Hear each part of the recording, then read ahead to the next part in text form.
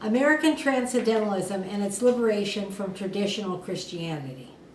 The references I mentioned during this talk may be found in the bibliography to the written lecture, An Atheist View of American Transcendentalism at AtheistScholar.org. Transcendentalism was never an atheistic movement in America, but it may be seen as one precursor among many to the present secular resurgence in this country. There is a large difference between 19th century Transcendentalism and the Deism that was embraced by many Americans in the 18th century. Deism is the basic belief that God set the universe in motion, but no longer interferes in human affairs or this world. The concept corresponds to a material viewpoint, or what has been called the idea of the clockwork universe of Isaac Newton the scientist and John Locke the philosopher, both of them 17th century thinkers. Several of our founding fathers, including Thomas Jefferson, embraced deism, and it was an important factor in much of their thinking about religion, the state, and the new Constitution. We shall be returning to deism in a future lecture about the American Enlightenment. In fact, we shall be returning to it next month. But Transcendentalism, while indebted to many European thinkers, was a uniquely American synthesis encompassing philosophical, spiritual, and literary aspects. It flourished from about the 1820s and 1830s, especially in the East, and was arguably on the wane from about the beginning of the Civil War in 1861 and the death of Henry David Thoreau in 1862. Transcendentalism was a rejection of both Puritan Calvinism and, more importantly, of the liberal Unitarian religion of the time. The beginning of Transcendentalism came out of the belief system of liberal New England Congregationalists who rejected Orthodox Calvinism's concept of complete human depravity and the preordained salvation or damnation of people after death. Good works, traditional Puritans thought, were of no use in being saved. Calvinists were unwilling to remove any vestige of power from the God they believed in. Human salvation must depend on God, or it would minimize his omnipotence. The liberal New England Congregationalists embraced the importance of human striving and the unity of God rather than the more conservative concept of the Trinity. The American Unitarian Church came out of the liberal departure from Puritan rigidity, both religious and cultural. There was no complete consensus of doctrine among the Congregationalists, nor among their offshoot, the Unitarians. But many Unitarians of the early 19th century were moving away from the notion of Jesus' divinity.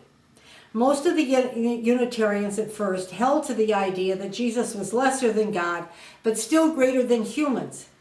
But a few of them were more comfortable with the English Joseph Priestley's 1733 to 1804 view that Jesus was human. Many did believe in Jesus' special authority, but for them, the divinity of Jesus was a mistaken concept.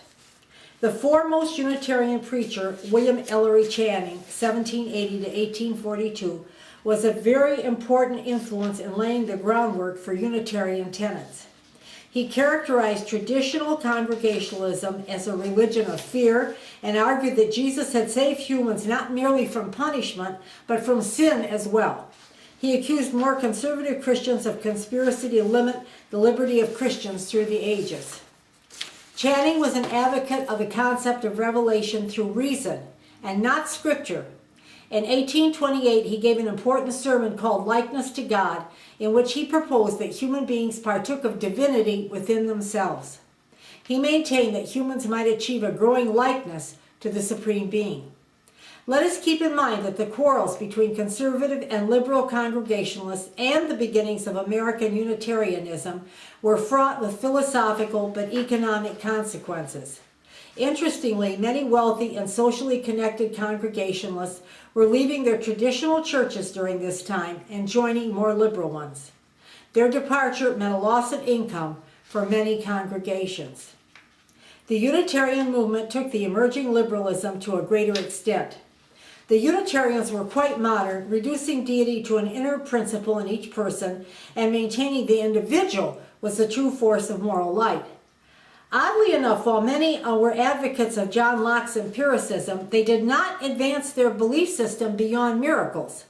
Unitarians tried to reconcile empiricism with Christianity, and those who did tended to rely on biblical miracles as proof of religious truth. Unitarians were much taken with Channing's idea that humans could become like God. But it was on the belief in miracles and issues such as Jesus' divinity that the Transcendentalists parted company with Unitarianism. They were troubled by the supernaturalism of such notions. At the same time, they were also struggling against the skepticism of the 18th century British philosopher David Hume, 1711 to 1776. We have discussed Hume in previous lectures. Please see Atheist Philosophy Skepticism at AtheistScholar.org. Hume's skepticism was troubling for many Transcendentalists, particularly Emerson, who resisted Hume's belief that there was no empirical proof for religion. Hume lambasted the concept of miracles as well and presented a thorough case that they did not exist. His Dialogues on Natural Religion, published in 1779 after his death, was damaging to religious faith. Even though Hume's skepticism was ultimately rejected by the Transcendentalists, their confrontation with his philosophy was very important to the development of their own unique ideas. The European influences on the emerging Transcendentalist movement are far too numerous to cover in this lecture. I shall mention a few of the most important. Transcendentalism embraced some of the ideas of the German philosopher Immanuel Kant, 1774 to 1804, particularly the concept of a priori knowledge. Frederick Henry Hedge, 1805 to 1890, an influential Unitarian minister, introduced Emerson and other disaffected Unitarian clergy to Kantian idealism, with its concept of intuitive trust in the inner self's knowledge. These young intellectuals began to embrace the assertion that man's knowledge of the world without, or external world, depended on the nature of human intuitions. Thomas Carlyle was an important influence on the young Emerson and Thoreau. His Sartor Resartus of 1833 to 1834 was a spur to Emerson. Action, Carlyle asserted, was essential to human education along with nature and the mind of the past. He maintained that it was not God, but the absolute freedom of the human will that caused the individual to reject evil. Along with the English Romantic poets and rebels, Wordsworth and Coleridge, Carlyle advocated what was called a natural supernaturalism, the view that nature and humans had both the power and authority that before was believed to belong to a singular deity. If you recall in earlier lectures, I have mentioned the influential German theologian F.D.E. Schleiermacher and his thinking that religion was an inner, subjective experience. His 1825 critical essay upon the Gospel of St. Luke was an additional influence on the emerging Transcendentalists. His book's theme was that the Bible was a product of human history and culture. German critical work on the Christian Bible was beginning to cast doubt that it was the inerrant Word of God. The German poet Herder's Spirit of Hebrew Poetry in 1782 was a great aid in helping define Emerson's aspirations. Herder demonstrated by blurring the lines between religious texts and poetry written by humans how little authority the Bible had. But he also introduced the positive idea that humans could produce written text with the same authority as scriptures. Emerson resonated to the concept of the individual's revelation or intuition. This idea contained a resolution and motivation for the young Transcendentalist struggle to find another path beyond empiricism and Hume's skepticism. Transcendentalism was not a religion as we understand the conventional sense of the word. The three basic concepts of most Western religions are a belief in God, a belief in an afterlife, which is dualism, in other words, man possesses a body and a soul, and often a belief in justice in the afterlife. The bad are punished and the good are rewarded. Transcendentalism was emphatically monist, with its emphasis on this life. While it did not reject the concept of an afterlife, life after death was viewed as a merging of the individual soul with the universal soul of the world or cosmos. This view was particularly embraced by Emerson and Thoreau. Influenced by Eastern religions, a basic assumption of many Transcendentalists was that the intuitive faculty of man could achieve a conscious union with the world psyche even prior to death. The world psyche was frequently referred to as the oversoul, life force, prime mover, and God, or Brahma. Thoreau, in particular, was highly influenced by his reading of Eastern texts, such as the Bhagavad Gita. I would like my listeners to picture the heady days of the 1960s in America, which, if you are close to my age, you either witnessed or took part in. If you are younger, you will have seen documentaries and read books about that era.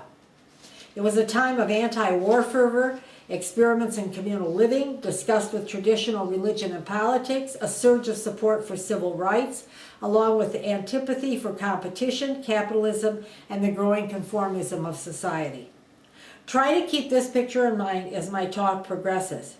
It was an intensely fluid era, similar to the times of the Transcendentalists.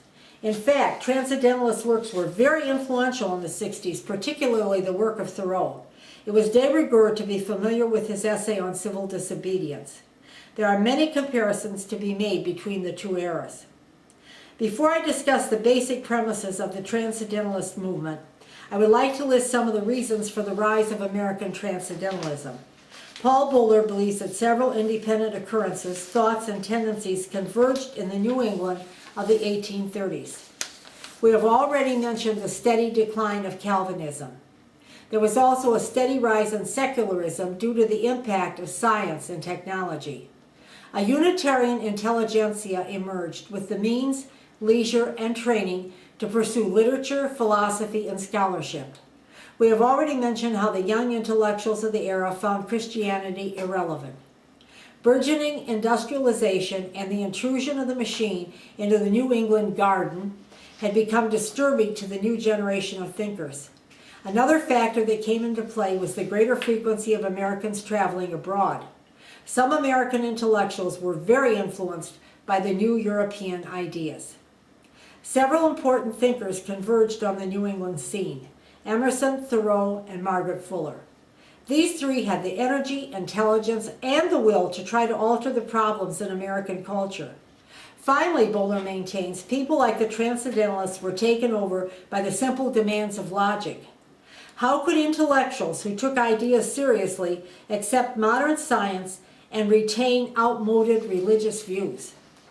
I am gratefully indebted to Paul Rubin's delineation of 4 points of general agreement among most of the Transcendentalists.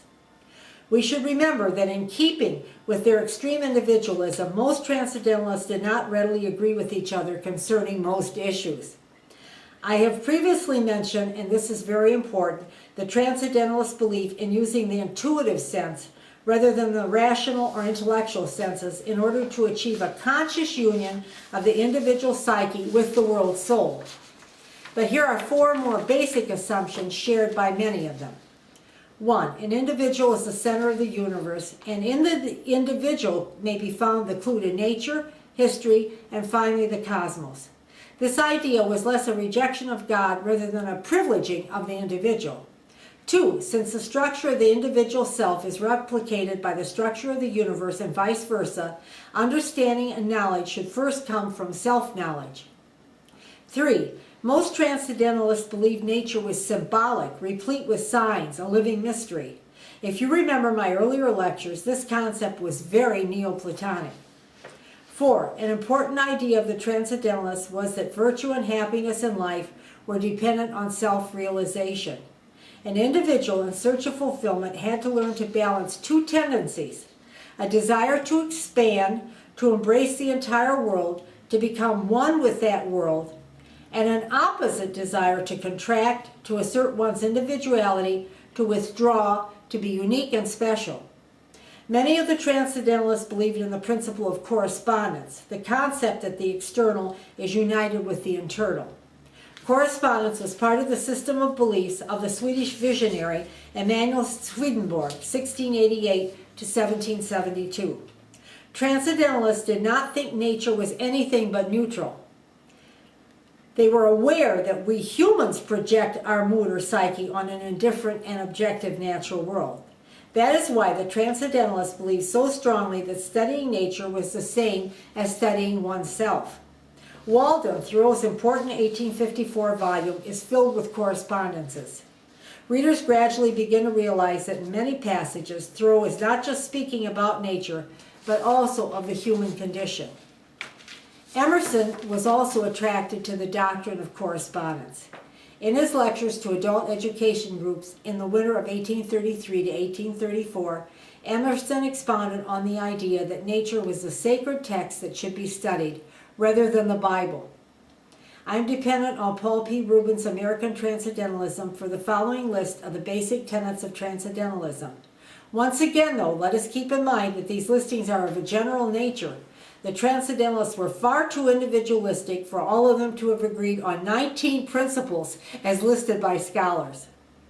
1. Transcendentalism essentially is a form of idealism.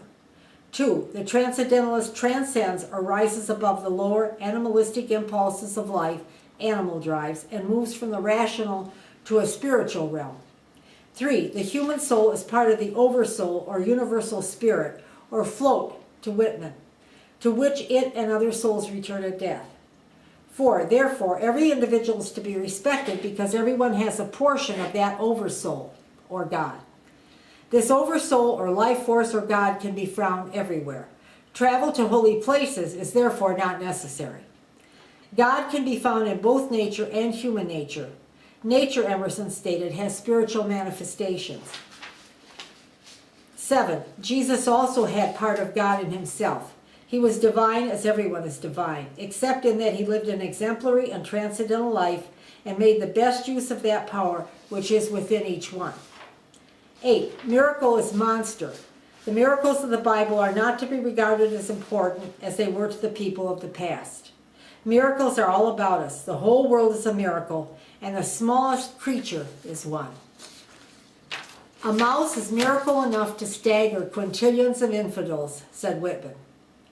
9. More important than a concern about the afterlife should be a concern for this life. The one thing in the world of value is the active soul, said Emerson. 10. Death is never to be feared, for at death the soul merely passes to the oversoul. 11. Emphasis should be placed on the here and now. Give me one world at a time, said Thoreau. 12. Evil is a negative, merely the absence of good. Light is more powerful than darkness because one ray of light penetrates the dark. In other words, there was no belief in the existence of Satan as an active entity forcing humans to commit immorality. Humans are good, and if they do immoral acts, they do so out of ignorance and by not thinking. 13. Powers to be obtained by defying fate or predestination, which seem to work against humans by exercising one's own spiritual and moral strength. There was great emphasis on self-reliance. 14. Therefore, the emphasis was placed on human thinking. 15. The Transcendentalists saw the necessity of examples of great leaders, writers, philosophers, and others to show what an individual could become through thinking and action. 16. It is foolish to worry about consistency because what an intelligent person believes tomorrow, if he or she trusts oneself, may be completely different from what that person thinks and believes today. A foolish consistency is the hobgoblin of little minds, said Emerson. 17. The unity of life and universe must be realized. There is a relationship between all things. 18.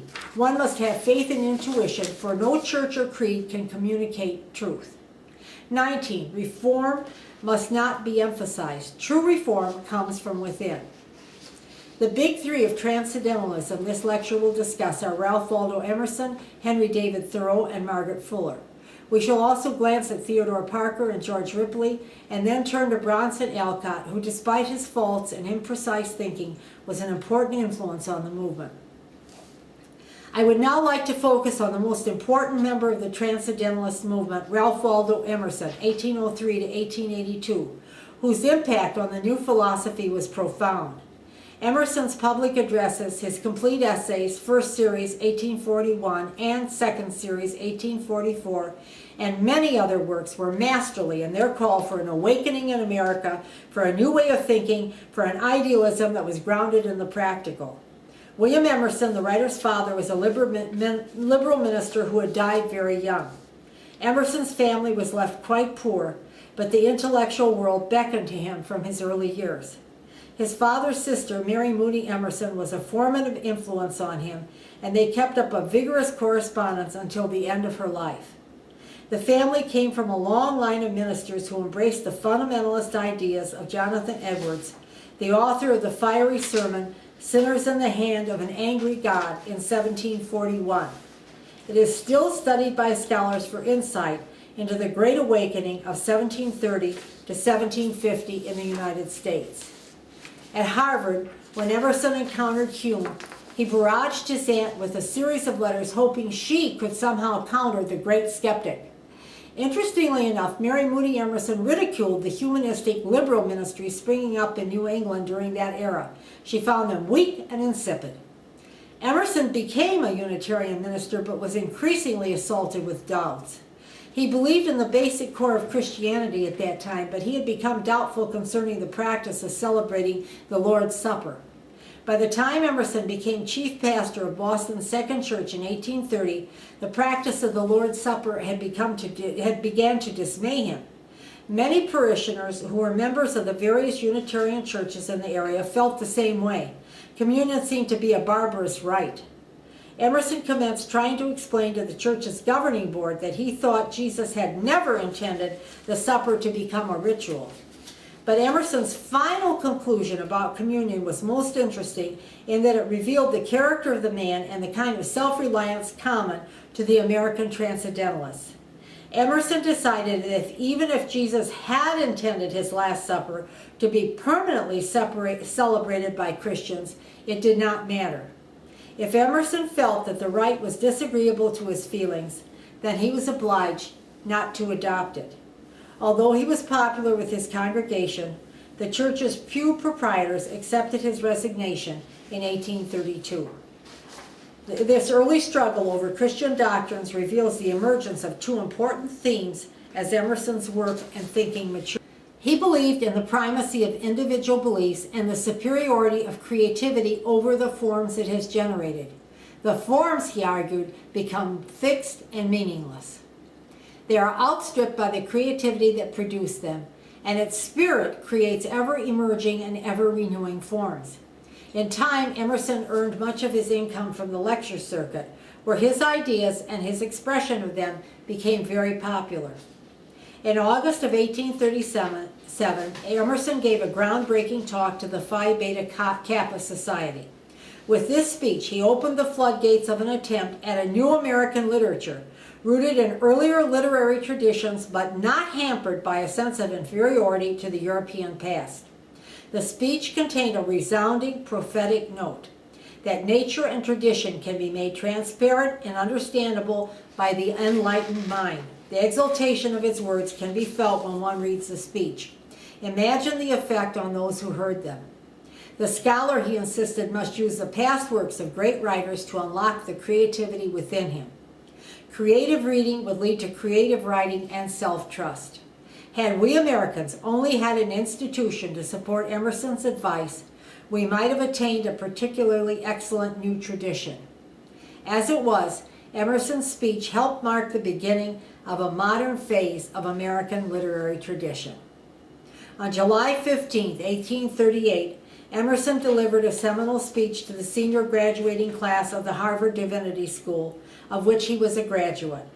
In that speech, he expressed adoration for the beauty of nature and the more beautiful state of man when his heart and mind opened to the sentiment of virtue. He argued that the person who was just at heart was God.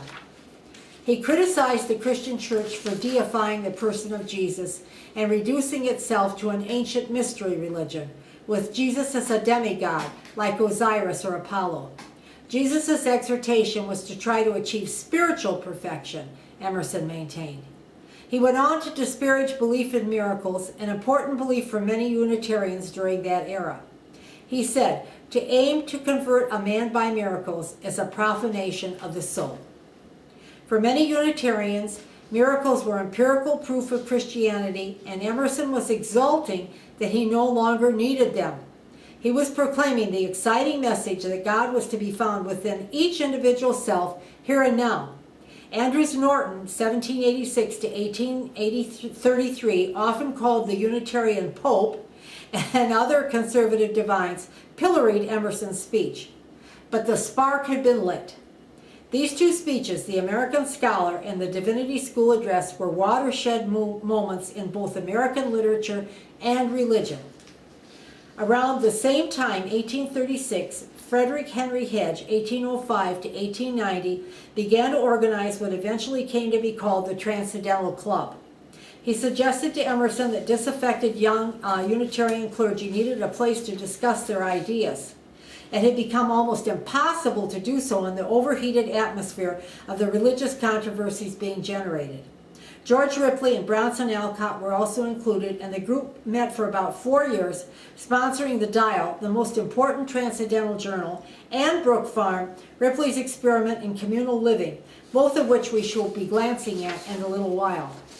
Time does not allow the discussion of all of Emerson's achievements. He was a key figure in the American culture of the time. His volume of essays contains some of the finest prose in American literature. They are most stirring in their call to slow off past centuries and bravely look to the future. He was a large influence on and publication help for the young Thoreau, a friend and financial aid to Bronson Alcott, and an inspiration to an entire young generation of scholars.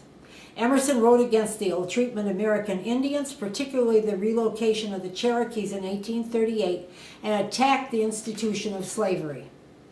This lecture does not have time to do justice to Emerson's essays.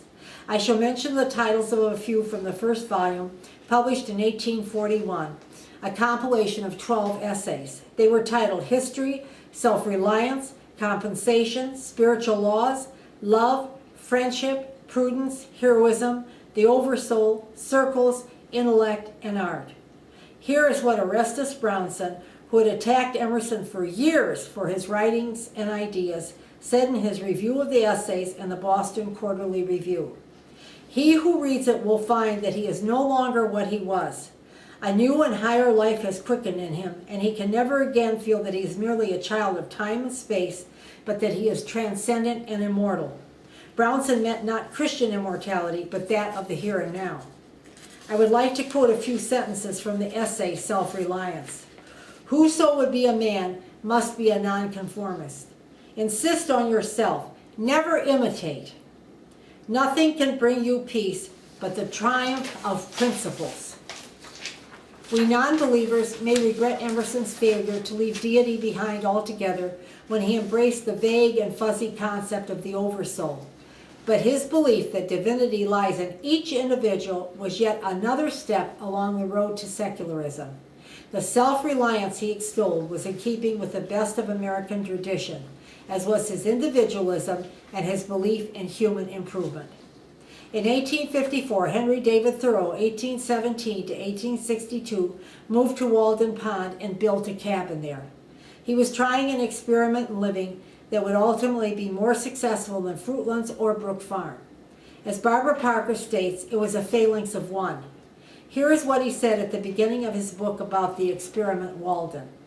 I went to the woods because I wished to live deliberately, to front only the essential facts of life, and see if I could not learn what it had to teach, and not, when I came to die, discover that I had not lived. Walden, page 90. Thoreau worked at his father's small pencil factory at times and also earned his living as a land surveyor. He had attended Harvard, as did many of the Transcendentalists, where he studied Latin, Greek, Italian, German, French, and Spanish.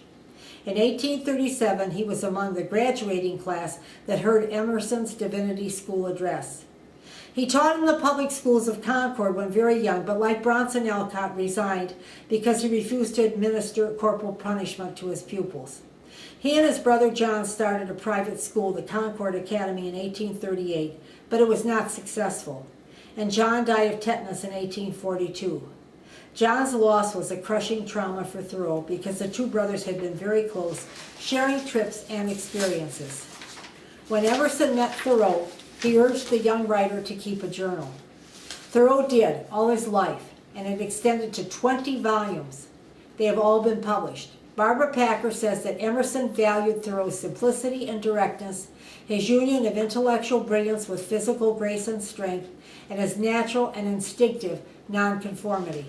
Thoreau lived with the Emerson family twice, helping out Lydia and Emerson and the children when Emerson was away on literary trips.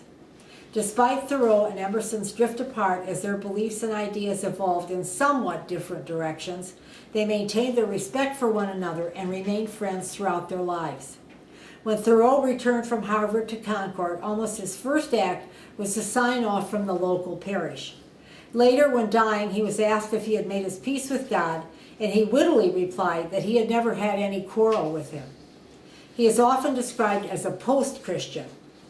He was an avid reader of philosophy, and many Eastern works, particularly the Indian ones, such as the Bhagavad Gita, were an inspiration to his thinking. Thoreau was influential in the formation of modern-day environmentalism. He was also a confirmed vegetarian. We shall see his influence on other social movements in America and elsewhere in a few minutes. Walden, published in 1854, is a seminal volume in American literary history.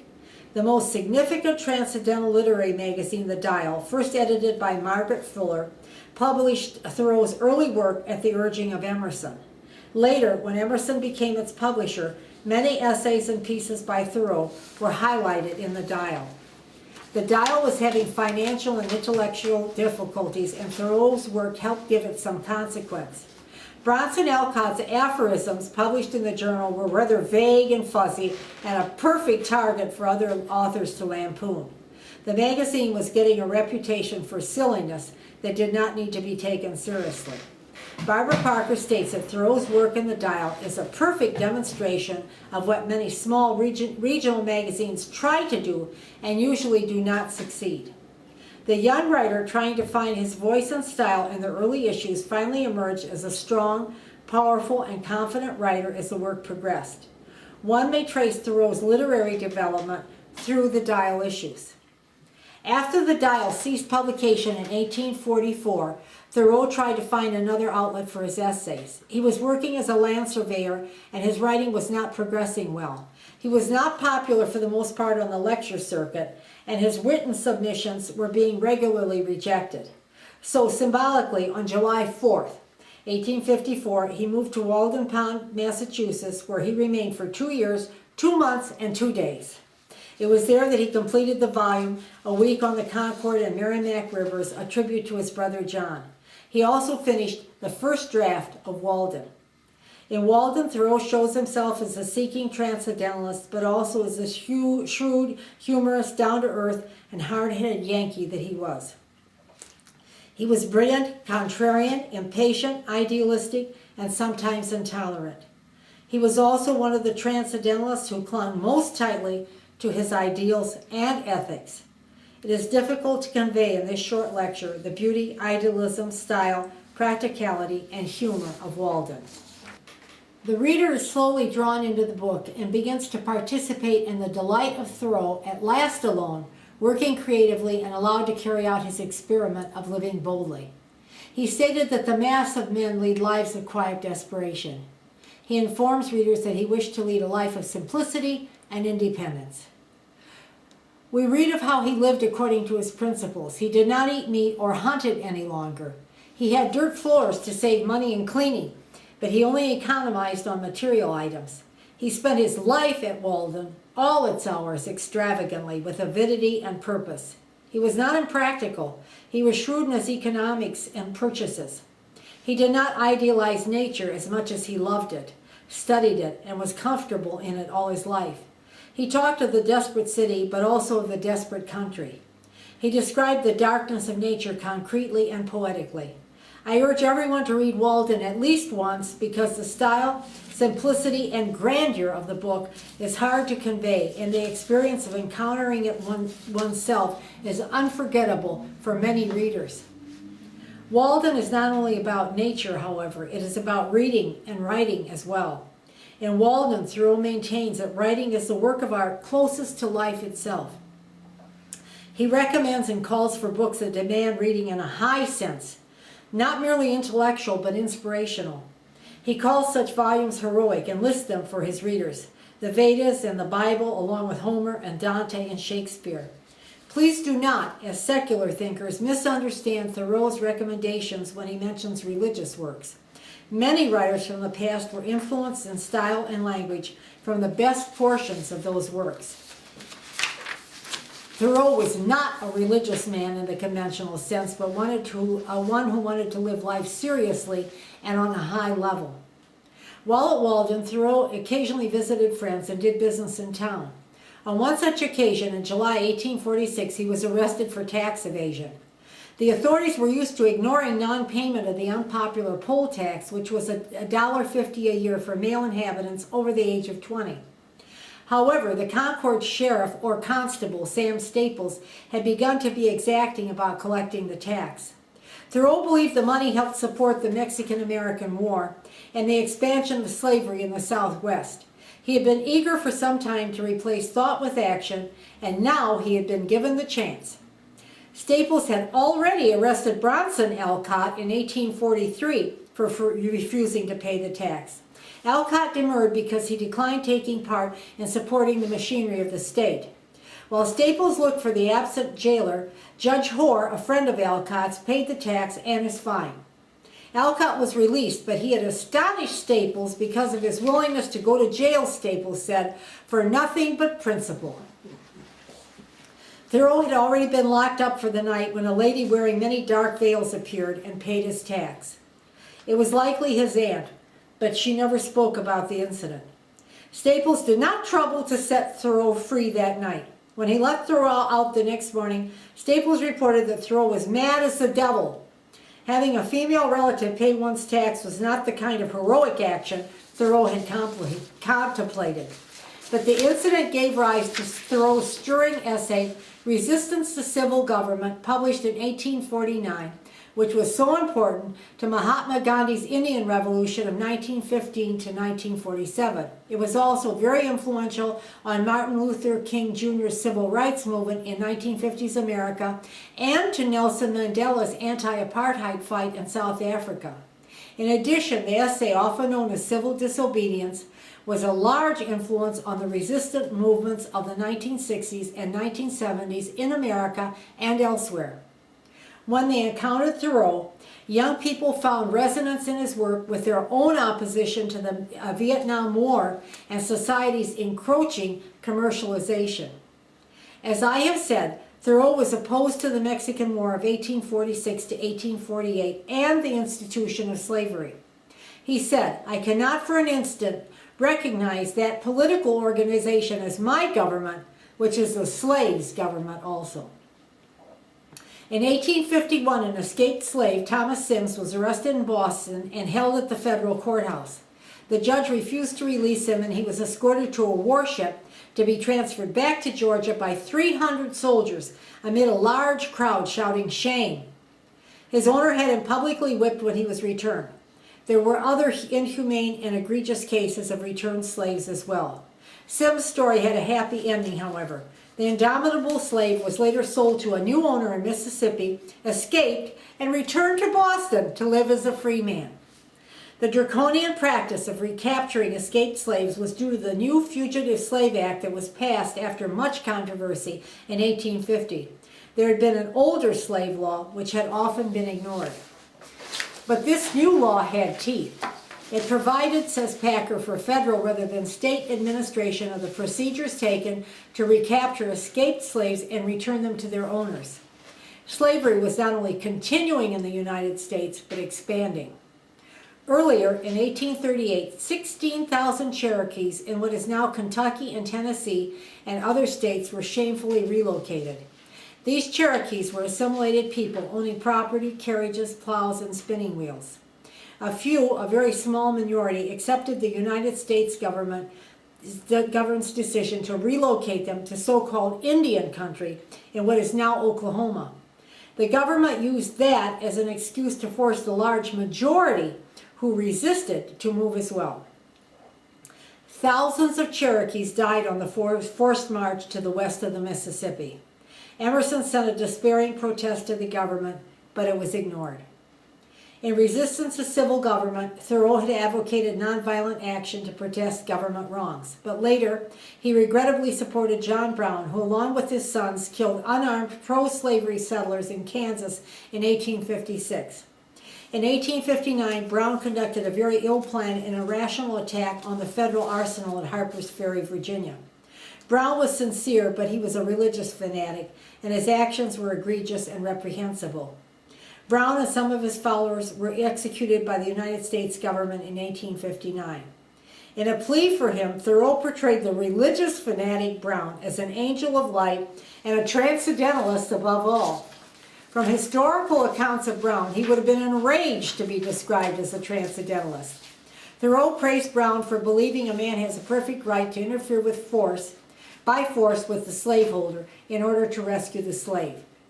There were public commemoratives for Brown and his actions just a few months before the Civil War began in 1861, and Thoreau and Emerson both took part in them. I prefer to remember Thoreau as a giant of American literature and a man of sincerity and principles. I highly recommend his works to the secular reader, even though he was not an atheist. He prepared the way for a laudable indifference to religion, and by demonstrating that such indifference did not lead to immoral or irresponsible behavior. Even his support of Brown can be understood in terms of the enormous injustice caused by the heinous institution of slavery. The important American poet of the 20th century, Robert Frost, said of Thoreau's Walden, "In one book he surpassed everything we have had in America." Thoreau, at the conclusion of Walden, provided inspiration to his readers with these words: "In proportion as he simplifies his life, the laws of the universe will appear less complex, and solitude will not be solitude, nor poverty poverty, nor weakness weakness. If you have built castles in the air, your work need not be lost. That is where they should be. Now put the foundation under them." Margaret Fuller, 1810 to 1850, was the most important female member and author of the Transcendentalist movement. Her father, a Massachusetts congressman, provided her with tutors and a formidable classical education. She learned Latin, Greek, philosophy, chemistry, and German, among other subjects. In the earliest phase of her career, she served as an assistant at Bronson Alcott's Temple School, which we shall be discussing in this lecture. Fuller had what Barbara Packer calls powers of intrusion and caress, which enabled her to become a valuable member of the Transcendentalists. She wrote letters to and received them from the group and contributed essays and pieces to their various publications. From about the mid-1830s, the Transcendentalists had planned to have a journal of their own. They revived these plans after Emerson's Divinity School address and the controversy surrounding it. Established journals such as the Christian Examiner were closed to them. At an 1839 meeting of the Transcendental Club, members discussed starting a journal that would be the organ of views more in accordance with the soul. Alcott thought the title, The Dial, was a sign that the journal was able to mark the passage of current events and also suggested that it was open to the light. Emerson, immersed in revisions and editing for his forthcoming volume of essays, refused the editorship. George Ripley was nearly named the editor, but he was engaged in a pamphlet war with Andrews Norton, the conservative Unitarian, concerning miracles. On October 16, 1839, Emerson wrote Fuller a letter suggesting that either she or Ripley take over the editorship. Fuller agreed to become the new editor. She had impressed Emerson with her 1839 translation of Eckermann's Conversations with Goethe. Her preface to the translation had been exceptional, and Emerson decided that Fuller had become a mature writer. Margaret Fuller must have felt the respect and honor that was being extended to her with the editorial appointment. From being a guest at occasional meetings of the Transcendental Club, she had been elevated to a position of authority. She could publish herself and her friends and could write about her views on aesthetic theory and other matters and publish them to the world. Her closest Transcendental friends, however, were dismayed by her ponderous style, so unlike her lively and brilliant letters. Many of the Transcendentalists had difficulty with expressing themselves in a plain, natural style. But the men had livings to earn and needed to learn how to deliver their ideas to live audiences. Many of them had become interesting and convincing writers and speakers. Fuller's case was fairly typical of the difficulty women had expressing themselves in print and in speeches. Deprived of employment and professions, women had no experience of the give and take of debate that helped make many of the literary men of the day so eloquent. But Fuller was to become an accessible and lively writer in the future. After 2 years in 1842, Fuller stepped down from the Dial and Emerson took over the editorship. Her health had never been good and it had suffered from the rigors of the job. She had her fatherless family to support, and the $200 a year she had been promised from the Dial had never been paid. For the July issue of the 1843 Dial, Fuller sent Emerson a piece titled The Great Lawsuit, which was the core of her best work, Woman in the 19th Century, 1845. Both works displayed her passion and anger concerning the rights and treatment of women. One of the most fascinating aspects of Fuller was her very modern view of the dual nature of gender. She said, man partakes of the feminine in Apollo, women of the masculine in Minerva. Apollo and Minerva were Greek and Roman gods.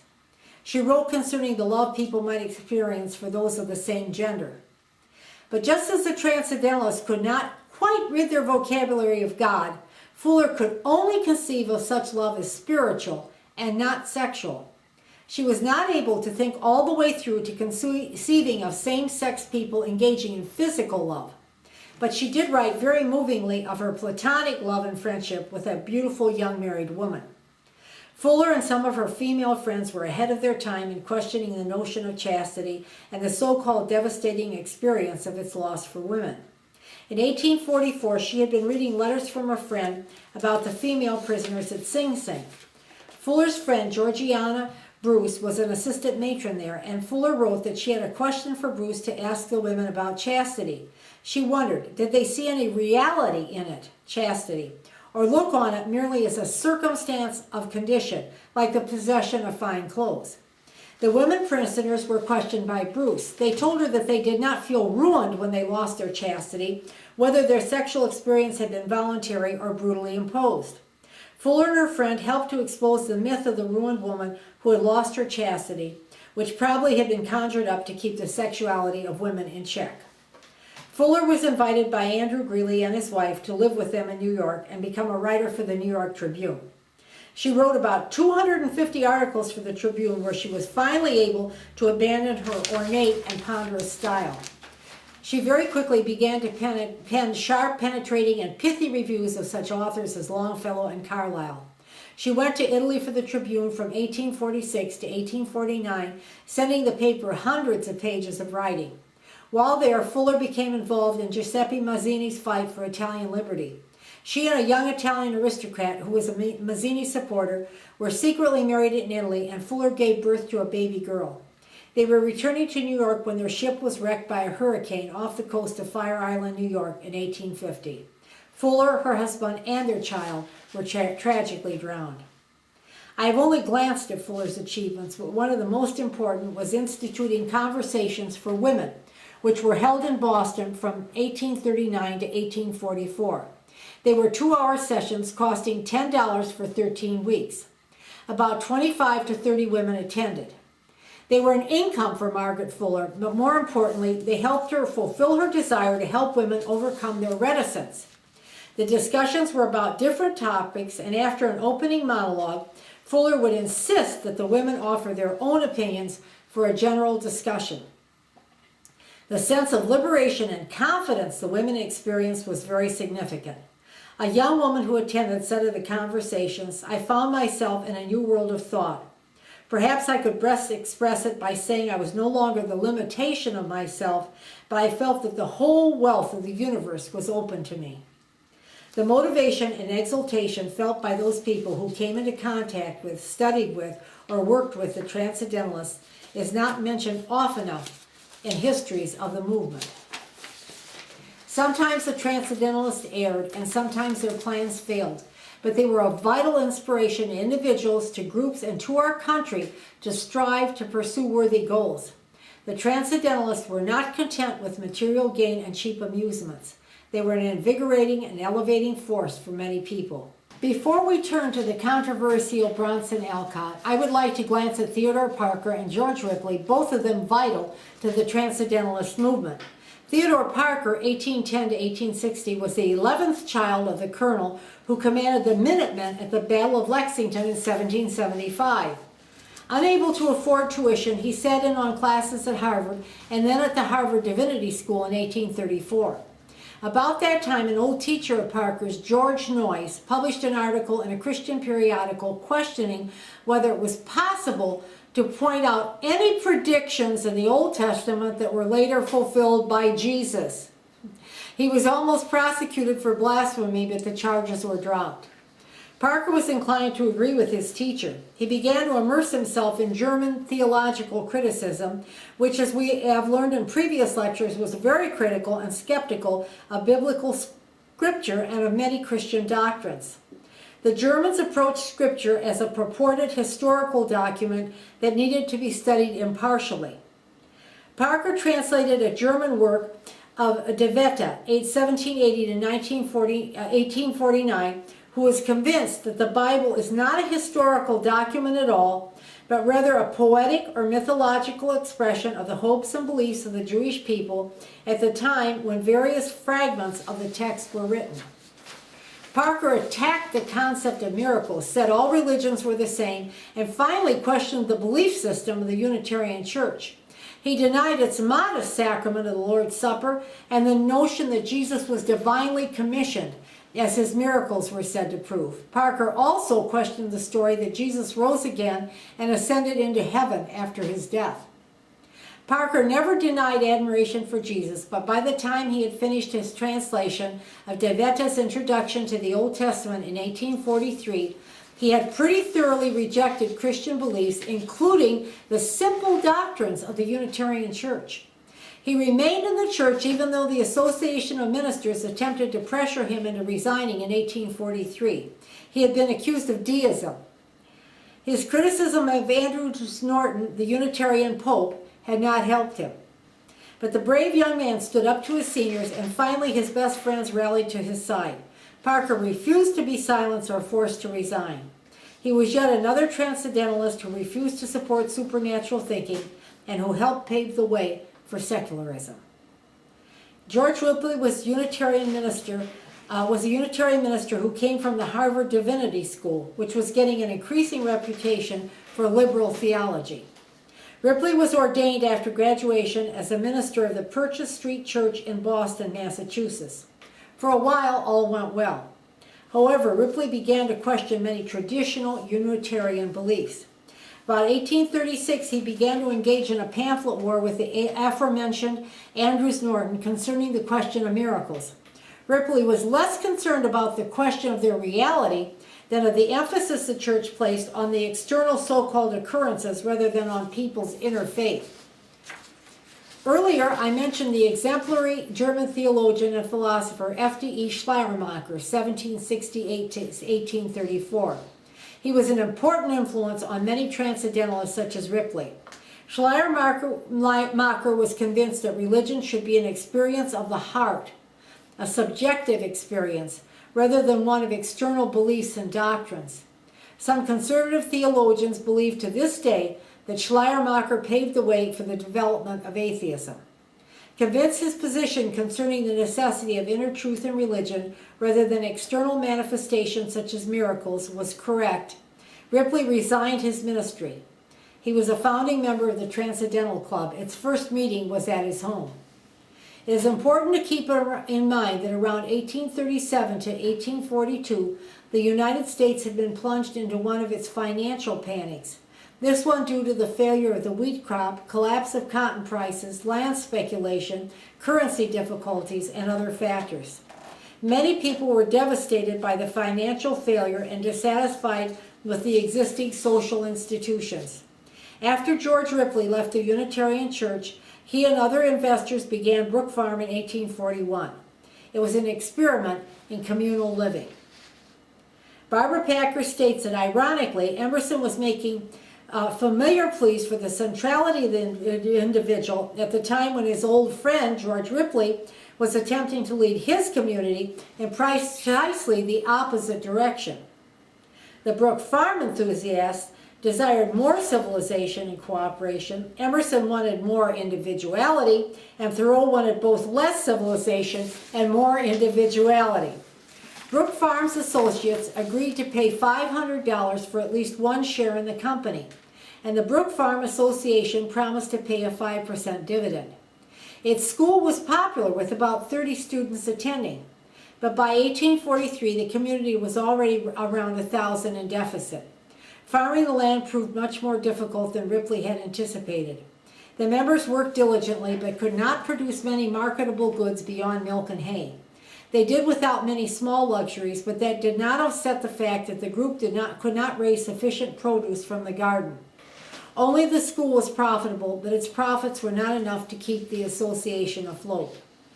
There were rumors from outsiders that Brook Farm members engaged in immoral behavior. These stories were not true. The people who resided at Brook Farm were very chaste and sober. They danced, sang, and celebrated the joy they experienced participating in their community, which likely gave rise to the rumors. There was no casting aside of the Puritan morals they had been imbued with. Then, Albert Brisbane, a wealthy New Yorker, brought the ideas of the French visionary Charles Fourier, 1772 to 1837, to Brook Farm. The theories are sometimes labeled associationism. Fourier believed that the economic miseries of society could be alleviated by abandoning cutthroat business practices and individual housing, among other theories. He suggested that instead, people should be organized into individual phalanxes of 16-20 members. Each phalanx would live in a large building which he claimed would contain all the necessities for human life. Groups of workers would raise food, manufacture objects, educate children, and create art and entertainment. Fourier believed that tedium made labor hateful, so the work of the association would be broken into shifts of 2 to 3 hours. Some people, particularly those most disaffected during this time of economic stress and dislocation, believed that Fourier's ideas would bring heaven down to earth, that he was the second secular coming of Christ. Brook Farm began to build the new structure, which they called the phalanstery, and a wave of optimism came over the failing community. On March 1846, the members decided to celebrate the progress of the building with a dance. Suddenly a cry went up. The new building was burning. They tried to put out the enormous fire with buckets of water, but it was completely destroyed. It had not been insured.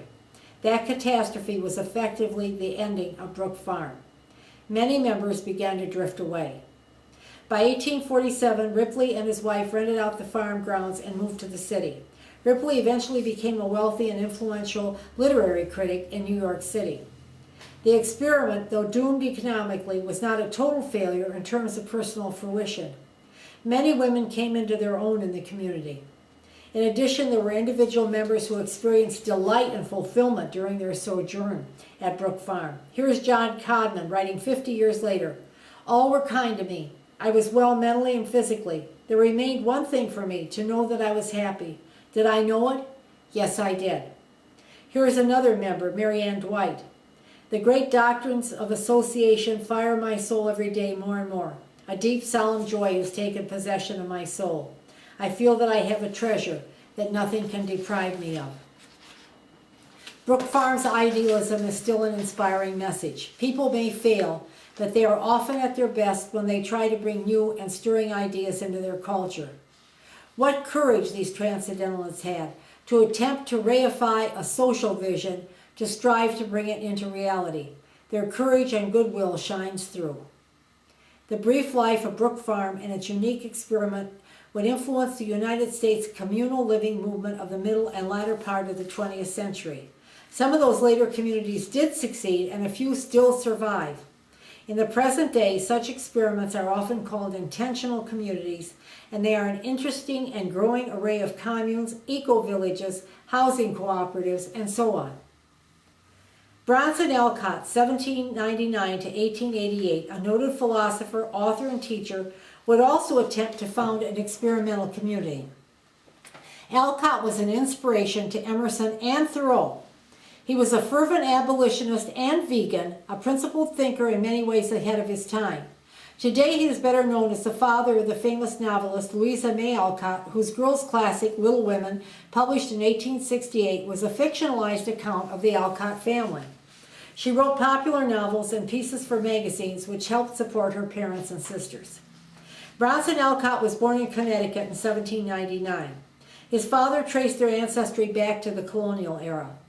Alcott had little formal schooling. After trying a career as a traveling salesman, he left it, fearing it would negatively affect what he called his soul. In 1830, he married Abigail May, and they had 4 surviving daughters. His wife, better known as Abba, was a devoted and long-suffering support to Alcott until her death. Bronson Alcott was notoriously quixotic in both monetary and practical affairs. His father-in-law and brother-in-law, along with Emerson, helped keep the family afloat financially. Abba May was very practical, and her efforts helped the Alcott family to survive, along with the later success of Louisa May Alcott's writing and the income it brought in. Alcott began teaching in the Concord public school system, building comfortable seats for the children, leaving an area in the room where they could dance, and introducing interesting teaching materials. At the same time, he was reading philosophy and the works of contemporary school reformers, trying to formulate a theory of education. He had read the Romantic poet Samuel Taylor Coleridge's 1825 Aids to Reflection and became convinced that the world and the mind influenced each other. He believed that a good teaching style would bring the knowledge of such influence out in a student. Alcott rejected corporal punishment for students and rote learning. Parents objected to many of his methods, and he went from city to city, opening and closing schools. When his 4 daughters were born, he determined to watch their mental development closely, to learn about the mind from the time of its infancy. He believed that such observation would teach him more than all his deep study of philosophy.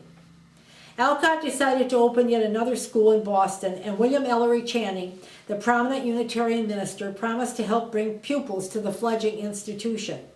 The Temple School opened its doors on September 22, 1834, with 30 pupils, many from very influential Boston families.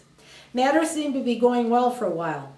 Another Transcendentalist, Elizabeth Peabody, became his assistant. She wrote Record of a School in 1835 explaining Alcott's teaching philosophy. People from Europe began to visit the school. Many parents remained uneasy about Temple School's educational methods, and Peabody began a second book by 1836.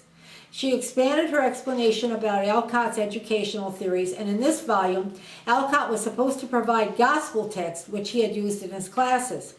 The book was titled Conversations with Children on the Gospels. Unfortunately, it became apparent that Alcott was talking with the children about Jesus' circumcision, as well as conception and childbirth in general.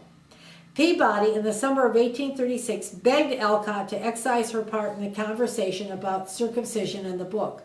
He did so, but left in all the other sections she had encouraged him to delete. Interestingly enough, the children failed to become skeptical about conventional faith despite Alcott's efforts. The book reveals that most of the children remained staunch believers in miracles. Furthermore, they resisted the concept that divinity was within each person. The students, says Barbara Packer, still refused to be budged from the idea that they were not as good as God or as powerful as God or Jesus, with or without their bodies. Poor Alcott, his gentle explanations fell on deaf ears. The book created a scandal. Ministers and parents were outraged. Peabody resigned. In December of 1836, Alcott had sent out review copies to the newspapers, and they proceeded to savage him. Margaret Fuller became his new assistant, and she and his Transcendentalist friends defended him vigorously. But nothing they did could help. His school was forced to close in another year. While on a visit to London in 1842, Alcott was met by 2 admirers, the Communitarians Charles Lane and Henry Wright. They wanted to launch a new Eden. The members of such a community, they theorized, would live off the land and their own labors. They would be chaste and healthy, strict vegetarians. Bronson was already a vegan. And take cold baths and vigorous exercise. They would keep themselves apart from mainstream society's corruption. Alcott came back to Massachusetts on October 21, 1842. He brought Wright, Lane, and Lane's 9-year-old son with him. In a few months, Wright, tired of the strict diet and cold bathing imposed by Lane, returned to England. In 1843, Alcott and Lane found a 90-acre farm in Harvard, Massachusetts, on which only 11 acres were arable. They called it Fruitlands, which was a little ironic, as the land only had 11 ancient apple trees on it. They had 13 members, including the Alcott and Lane families, and the people who joined them were, for the most part, a collection of eccentrics. Louisa May Alcott, about 10 years old at that time, wrote an amusing piece about fruitlands in a publication years later titled Transcendental Wild Oats. She gently mocked the inexperienced thinker's speedy waning of enthusiasm after a few days of manual farm labor. She described the fruitlands diet: unleavened bread, porridge and water for breakfast, bread, fruit, vegetables, and water for supper was the bill of fare ordained by the elders. She spoke of their clothing. Cotton, silk, and wool were forbidden as a product of slave labor of animals and humans. Tunics and trousers of brown linen were the only wear. Lane and Alcott went off on a tour to enlist new members to their commune at harvest time. Abba Alcott, the 3 Alcott daughters, and Lane's son had to get the harvest in by themselves, protecting it from an October storm. They did it, but it was a meager harvest. By October 1843, the members of Fruitland began to leave. Lane, who had financed the enterprise, had a series of conflicts with Alcott and departed with his son to a nearby Shaker community in January 1884. Alcott fell into a 3-day depression, not moving or eating. His steadfast wife and daughters persuaded him to eat and finally to get up from bed. He managed, with his wife's help, to stay at a neighboring farm and finally to depart from the area. A final footnote, a pleasant one, to poor Alcott's failed attempts and inability to create the human perfectibility he believed in. Abba May Alcott inherited some money from her father's estate that was quickly put into trust. The Alcotts were able to purchase a home in Concord, and their subsequent family life was very happy. Louisa May Alcott described those years as the happiest of her life. Her rich literary production also brought in income, and the family finally lived comfortably. After a number of years, Alcott became the superintendent of Concord schools and later founded the Concord School of Philosophy for adult education in 1879. Bronson Alcott was never an elegant or clear stylist, and people made fun of his vague, oracular prose. But Thoreau, who did not suffer fools gladly, wrote glowingly of the wisdom of Alcott's conversations. Emerson and Channing went to great efforts to help him financially, and his wife and daughters loved and revered him. We have glanced at his abolitionist beliefs and his vegan philosophy. With all his faults, he was an admirable and principled man. In 1862, Thoreau died. The beginning of the Civil War in the United States in 1861 and Thoreau's death marked the beginning of the end of the Transcendentalist movement. There are scholars who protest this arbitrary cutoff date, claiming that there were many distinguished post-war Transcendentalists. Some of the most prominent were Samuel Johnson, John Weiss, Samuel Longfellow, David A. Wasson, Moncure Conway, and Octavius B. Frothingham. The most eminent of them was Thomas Wentworth Higginson, an ardent abolitionist and literary figure. He carried on a correspondence with Emily Dickinson and was a mentor of sorts to her. He was co-editor of the first 2 collections of Dickinson's poems after her death and led his considerable literary influence into having them published. He is best remembered in many circles because of his connection with that great American poet Dickinson, who was an atheist. The Transcendentalist movement left a large and important legacy to American secularism, letters, social issues, and psychology. Some of the aspects I am mentioning here are my contributions, and some thoughts have been taken from Professor Rubin. There is no question that the Transcendentalist movement influenced the important authors of the time.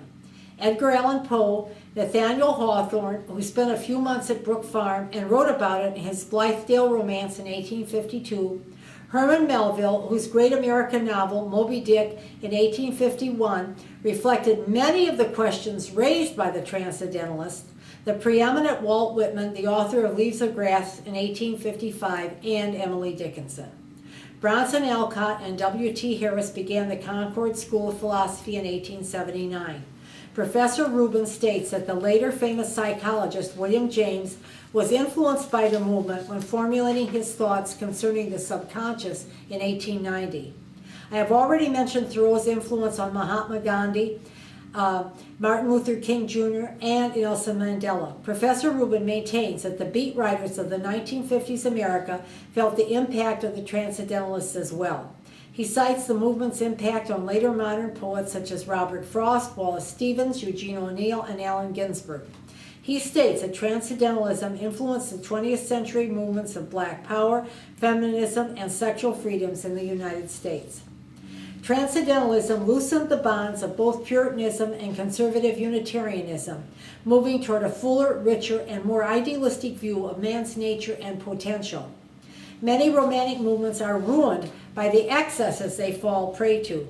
The Transcendentalists struggled against their strict New England habits, but those conventions helped keep them from inordinate behavior and self-indulgence. They were sometimes called German atheists by their critics, but more to the point, many Transcendentalists were very near full secularism. That later secularism, known as the Golden Age of Free Thought, lasted approximately from 1856 to the start of World War I in 1914. It was a different movement, greatly influenced by the great agnostic Robert Greene Ingersoll, 1833 to 1899, and by Darwin's Origin of Species, published in 1859.